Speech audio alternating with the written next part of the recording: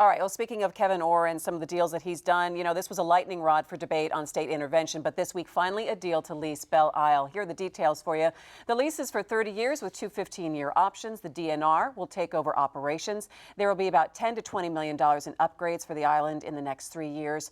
There will be a vehicle entrance fee. That state park pass costs $11, but walkers, bikers, public transit riders still get in for free. It would save Detroit around $4 million a year. City Council still has to sign off on the deal or come up with a better one in 10 days. And it's interesting that we're talking about the election because both mayoral candidates came out and said, we do not like this deal. What's wrong with the deal? Well, there's nothing wrong with the deal. It's the right deal, and the people support the deal. We did a poll last October when it was first shot down by the city council, and 66% of the people of Detroit said, take that deal. We want the state to take over because they understand that the island is not all it could be right now. The city doesn't have the money for capital improvements to maintain the park in the way it should be maintained. This thing's just a unique, beautiful park this close to a city, this close to an urban center, and it deserves better attention. And the state's promised $20 to $30 million over the next 3 years to put it back in shape. I think people are going to love this deal. You know, I don't think that anyone would argue with the fact that Belle Isle needs to be cleaned up, but is this the right deal at this time? Has it been modified from last year where so many people complained about it in terms of city council Well, members? I mean, there was no explicit dollar figure in the original deal about how much the state would spend. There were people who were sort of suspicious of that and thought that made it a bad deal. There's some money in this one. I think it's going to cost you more.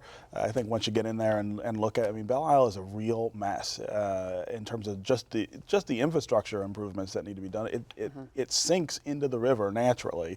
The city has not had the money over the last 5 or 10 years to sort of abate that, and so you're behind on that in a way that, you know, if you go out there after it rains, you're driving through the river, essentially, right? You got to fix that, and it's a very complex system that works to do that, and it's not working. So, I mean, I think you're in for way more than $20 million. Well, you could kill two birds with one stone if you would sell like passes to let goose hunters on that island to kill those goose. You cannot step up. Geese are taking the over. Goose Lovers Society, please email Nolan right now. Geese are taking over, although I will say that the swans who live there naturally and were there before the geese are fighting the geese pretty aggressively. Be fun to watch. Maybe we could. It's a little West Side Story over there near the yacht club.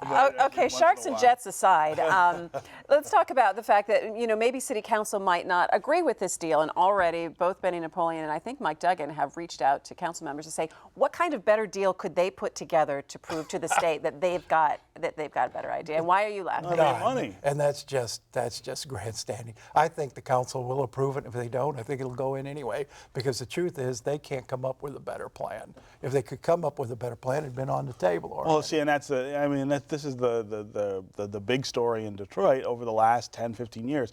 If you had an idea for fixing Belle Isle, nothing stopped you from doing it. That's right. Before the emergency manager even got here. They don't know how to do it, and to be fair, they don't have the money. I mean, you're talking about an enormous amount of investment that island needs just to get back to a decent level.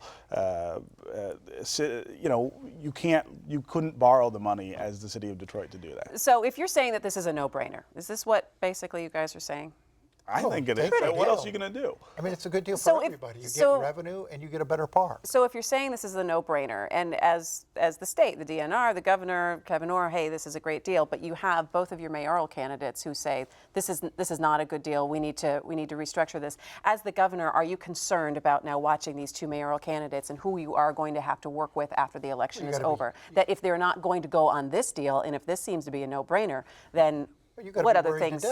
I mean, because you're going through all this work, all this expense to put Detroit in a position where it has a chance to succeed. You're wiping away the debt. You're restructuring the government to make it more efficient, and then you're turning it over to the elected officials again, and you're trusting that they'll carry on these reforms. I suspect the governor, I think the emergency manager law has provisions for this, that there's a longer-term sort of oversight that's involved here. But someday it all comes to an end. and you're going to have the same folks who got to see her in the first place running things, and you got to be worried. I think you have different concerns. With Betty Napoleon, he's pandering, right? He doesn't have an idea for this. He has no idea. He doesn't have the beginning of an idea about how to fix Belle Isle, and if he did, we'd have heard about it by now. Duggan, on the other hand, thinks he does have an idea, and it points to a real problem with his view of that job and of leadership. I mean, his objection to Belle Isle is that he said to me, I'm not running to be mayor of the city of Detroit to have somebody else run the city. He has this very grand vision of the mayor's office, almost a throwback to the sort of Richard J. Daley style of leadership in Chicago, where you control everything and you don't share power with anyone. If I'm the governor, I'm very concerned about that, because that's not a very workable model given the way cities function now. If I'm Kevin Orr, I'm very worried about that, because Mike does want to be boss Mike here, and he is not going to sit quietly on the sidelines for a year and say, and collect a paycheck and say, hey, call me when you need me. Kevin Orr is extraordinarily worried about what role Mike Duggan's going to try to play, and how much he's going to get in his way, oppose everything he's done. He could be a real pain in the butt for. I'm hopeful that he won't take that approach. Yeah, that he but you will. know him. Yeah, well, I know. I'm hopeful that what he will do is try to say, look, let's figure out a way to get this done. But if the emergency, hang on, the governor is going to have to step in there, and is going to have to talk to Mike, and they're going to have to do something to keep him from trying to be this shadow mayor, this opposition mayor, because that ego is going to be hard to package into a small role for the next But year. if the emergency manager law is so cut and dried, then there isn't really a huge role for Mike Duggan. But you think that he, in a PR campaign kind of way, could make trouble? Well, sure, that's it. Here's the issue, is that the EM law is pretty ironclad, but